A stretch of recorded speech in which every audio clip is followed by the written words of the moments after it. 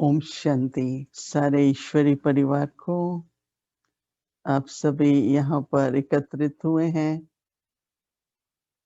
बैठी करके मनन चिंतन कर, योग का अभ्यास कर अपनी संपूर्ण और संपन्न स्थिति बनाने के लिए। ये तो जरूर है कि अपने लक्ष्य की तरफ बार बार ध्यान जाता है और ये प्रयास बहुत अच्छा है कि आपस में मिलकर स्नेह मिलन भी करते हैं, बैठी भी करते हैं ना। तो मेरी तरफ से आप सभी को बहुत बहुत शुभकामनाएं हैं और थोड़े से जो विचार हैं वो मैं आप सबके सामने रख रही हूँ। मनुष्य जीवन में जब लक्ष्य का पता लगता है तो मन में ये भावना समय प्रति समय आती है और स्पष्टीकरण भी चाहते हैं कि हम कैसे संपन्न बने, संपूर्ण बने। अभी तो ज्ञान के द्वारा हमें हमारे अनादि और आदि स्वरूप का ज्ञान मिला है, लेकिन जब ज्ञान नहीं था, भक्ति करते थे, तो भी मन में ऐसा लगता था कि हमें अपने लक्ष्य को समझना है, हमारा पर्पस क्या है। ऐसे संकल्प तो आते ही रहते थे। फिर जब ज्ञान मिला तो पता लगा क्योंकि हम ये थे, हमारा अनादि स्वरूप संपन्न स्वरूप था, हमारा आदि स्वरूप भी संपूर्ण स्वरूप था। तो जब सृष्टि चक्र का अंत आता है और उसकी अंत के बाद फिर आदि, अर्थात पहले अंत हो, संगम युग है अभी, परंतु इससे पहले ही, अंत से पहले ही आदि के बारे में, जैसे कि अंदर में संकल्प आते हैं या कुछ वार्तालाप चलती है, जैसे ब्रह्मा बाबा के जीवन में हमने उनकी डायरी से पढ़ा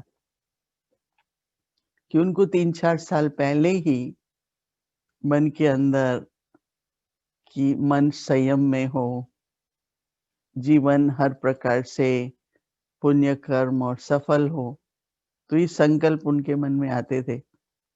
वो व्यापार में व्यस्त थे, परंतु व्यस्त होते भी उनके मन में ये अंदर का वार्तालाप चलता था। तो उन्होंने उसको लिखना शुरू किया। फिर शिव बाबा ने उनमें प्रवेश किया, उनको ज्ञान प्राप्त हुआ और उसके बाद उनकी रूहानी यात्रा शुरू हो गई और ब्रह्मा बाबा ने अपनी रूहानी यात्रा संपन्न की। तो पहले तो यात्रा संपन्न होनी है ना, और संपन्नता उसके साथ साथ आएगी ना, तो ये दो बातें हो जाती हैं। बाबा कहता है जैसा लक्ष्य वैसे लक्षण। तो लक्षण और लक्ष्य में फर्क नहीं होना चाहिए, क्योंकि लक्ष्य क्या है? अपने आदि, अनादि और आदि स्वरूप को प्राप्त होना। तो अनादि स्वरूप में संपूर्ण पवित्रता है, शांति है, प्रेम है, संपूर्ण पवित्रता, जिसको बाबा कई दिनों से कई बार उसका बार बार वर्णन करते रहे हैं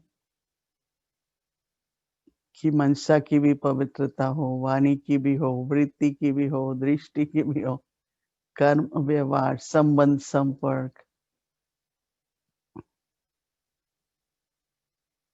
सब में निर्विकारी। परंतु निर्विकारी के साथ साथ सर्वगुण संपन्न भी। आपने क्रोध तो जीत लिया, परंतु आपका स्वभाव शांत में नहीं है,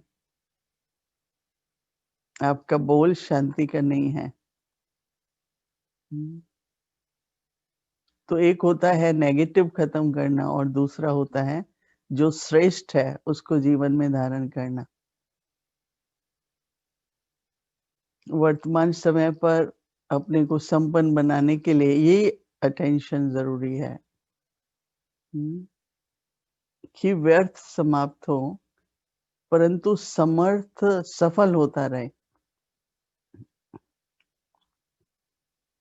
कई कहते हैं हम व्यर्थ नहीं करते, खर्चा व्यर्थ नहीं करते हैं। परंतु सफल कितना करते हैं उस पर भी है ना। और सफल करने के बाद जो प्राप्ति होती है ना जीवन में, एक व्यर्थ बचाने की प्राप्ति है, दूसरा वो बचा हुआ फिर हम सफल जो करते हैं ना, उससे संपन्नता आती है। अच्छा मैंने बैंक में रख दिया, हाँ मेरा मतलब संकल्पों से ही कहो कि अच्छा अभी मैं किसी के बारे में व्यर्थ नहीं सोचती, मुझे शुभ ही भावना रहती है। परंतु समय अनुसार जब किसी का व्यवहार ऐसा होता है जिसमें श्रेष्ठ भावना नहीं है दूसरी की तरफ से, तो क्या मेरी श्रेष्ठ भावना रहती है? तो इसलिए निर्विकारी और निर्विकारी के साथ साथ सर्वगुण संपन्न, तो पवित्रता में सर्वगुण आते हैं। कई बार विचार करते हैं कि शिव बाबा सागर हैं सभी गुणों के। तो एक बार मैंने विचार किया कि क्या वो एक-एक गुण का सागर है? हमें तो चलो धारण करना पड़ता है, पर वो भी वास्तव में कई बातें स्वाभाविक होनी चाहिए। तो बाबा सदा पवित्र हैं।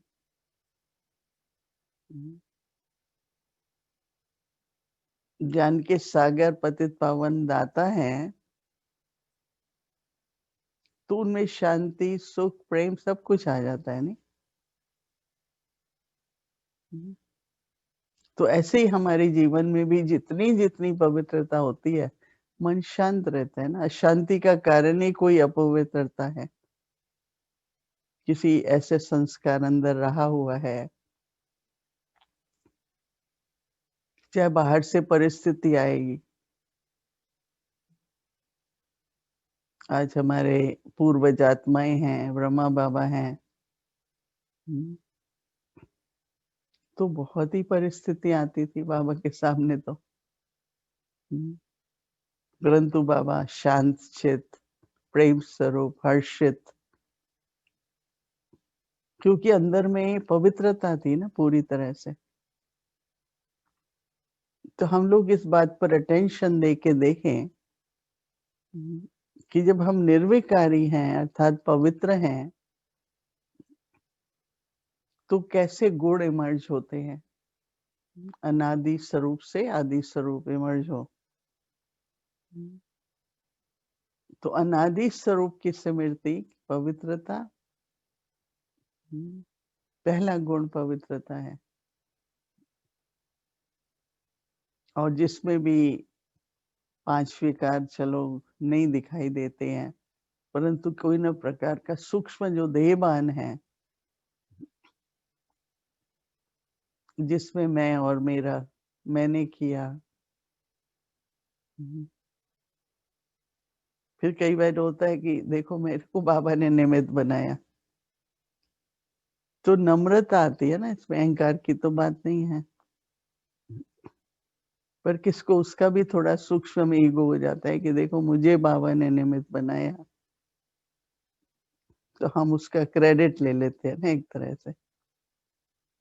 परंतु और ही नम्रता हो कि बाबा ने मेरे को निमित्त बनाया, इसका मतलब कि मुझे अंदर में जब ये फीलिंग आए, तो मेरे में निरहंकारता, नम्रता बढ़ती जाएगी।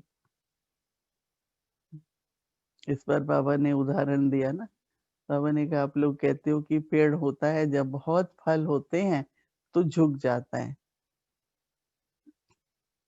तो जितने अवसर मिलते रहें, बाबा हमको समय प्रति समय जिम्मेवारी देके कार्य कराए, उससे नम्रता तो बढ़ती है ना। कि देखो बाबा ने योग्य भी बनाया और उस योग्यता अनुसार मुझे सेवा भी दे दी। तो बाबा के गुण और गाते हैं। तो संपन्नता में निर्विकारी और सर्वगुण संपन्न। इसलिए कहते हैं ना 16 कला संपूर्ण, संपूर्ण निर्विकारी, सर्वगुण संपन्न। तो सर्वगुण, और उसमें भी हम अभी 36 की लिस्ट रखें अपने पास, वो तो बहुत बड़ी लिस्ट है, राइट? 56 की रखते हैं कोई, परंतु क्यों ना हम अपनी पवित्रता पर ध्यान दें। हर संकल्प पवित्र हो, दृष्टि वाणी पवित्रता पर ध्यान दें, तो आप देखेंगे अंदर में बहुत गहरी तरह से एक, जिसको कहते हैं शांत चित्त। मन की शांति अलग चीज है, लेकिन चित्त ही अंदर से शांत हो जाए। और जितनी पवित्रता होती है उतनी चित्त की एकाग्रता बहुत होती है। और हम सबको पता लगता है कि जब चित्त शांत है और एकाग्र है तो कितने कार्य हो जाते हैं। जब चित्त शांत नहीं होता और एकाग्र नहीं होता है अंदर ही अंदर,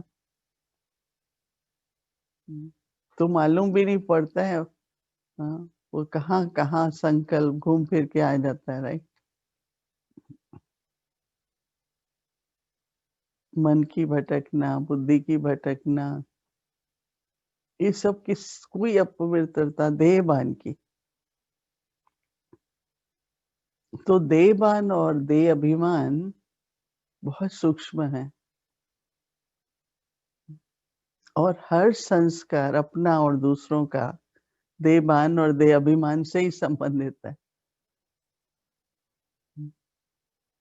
इसलिए बाबा हर बार कहते हैं, बच्चे अपना सम्मान याद रखो, रूहानी नशे में रहो। अपने सम्मान में रहेंगे तो देहभान देह अभिमान नहीं आएगा। तो एक होती है नम्रता, भाई ठीक है हम सिंपल है, हम कुछ नहीं कहते, पर तो बाबा कहता है सत्यता की अथॉरिटी तो चाहिए, ज्ञान की भी अथॉरिटी चाहिए। तो अथॉरिटी वाली पर्सनालिटी तो चाहिए, परंतु अहंकार वाली नहीं चाहिए। बहुत सूक्ष्म बैलेंस है जहाँ अथॉरिटी भी है और नम्रता भी है। तो अथॉरिटी वाला तो यही सोचता है ना कि मुझे जो चाहिए जैसे चाहिए मैं कर सकता हूँ। परंतु पवित्रता के आधार से जो समान है, रूहानी नशा है, उसमें अभिमान का तो कोई अंश ही नहीं है। तो इसलिए ज्ञान के आधार से समान को धारण करते जाएं और सर्वगुण संपन्न बने। और वो भी देखो शांति मन की है, परंतु फिर व्यवहार में हो, बोल में हो, कार्य करते हुए हो, तभी फुल बनेंगे ना। ऐसा बैठे बहुत बहुत शांत है, घंटा बहुत शांत है, उठते ही अचानक कोई बात ऐसी आ गई, छोटी भी होगी, और मन अशांत हो जाए, तो इसका मतलब शांति के संस्कार नहीं बने हैं। पर शांति के बोल, शांति का व्यवहार, कार्य करते हुए शांति, कोई कुछ भी, मैं शांत रहूं। अभी इतने वर्ष क्यों लग जाते हैं हम लोगों को? योग में बैठते हैं तो फुल तो लगता ही है कि हम तो संपूर्ण हो गए, लेकिन कर्म योगी जीवन संसार में ड्रामानुसार हर सीन सामने आते हुए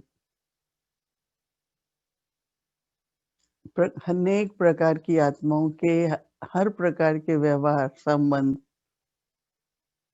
में हम शांत चित रहे, तो जैसे हमारे संस्कार बन गए, तो वो आदि स्वरूप है। तो जो बाबा हम बच्चों को कहते हैं कि बच्चे ड्रिल करो। इस बार बाबा ने कहा बच्चे जैसे ट्रैफिक कंट्रोल करते हो ना, उस समय 5 स्वरूप की ड्रिल करो। जिसमें अपना अनादि स्वरूप, आदि स्वरूप, फिर अंत में फरिश्ते संपन्न। तो संपन्न बनने का तरीका यही है कि संकल्प को प्रैक्टिकल में हर कर्म को सर्वगुण संपन्न बनाना। और अच्छा भी लगता है ना, जिसका दिन भर शांत निकला, मन में कोई हलचल नहीं हुई, खुश रहे, तो रात को कितना अच्छा लगेगा नहीं? अपना चार्ट देखे चाहे लिखे, तो एक संतुष्टि का अनुभव होगा ना। तो इसलिए संपन्न संपूर्ण स्थिति हम सबकी भावना और चाहना है। बाबा भी यही चाहते हैं और हम भी लक्ष्य रखकर आगे बढ़ रहे हैं। ज़रूर सबको महसूस होता होगा कि उन्नति भी हो रही है और लक्ष्य सामने है, तो भी लगता है कि हम संपन्न बनेंगे, संपूर्ण बनेंगे। हाँ, कब बनेंगे? हाँ, क्या कहेंगे? नज़दीक, बहुत नज़दीक है, क्योंकि बाबा बना रहा है और मुझे भी लगन है। तो हम ज़रूर उस स्थिति को प्राप्त करेंगे। ओम शांति।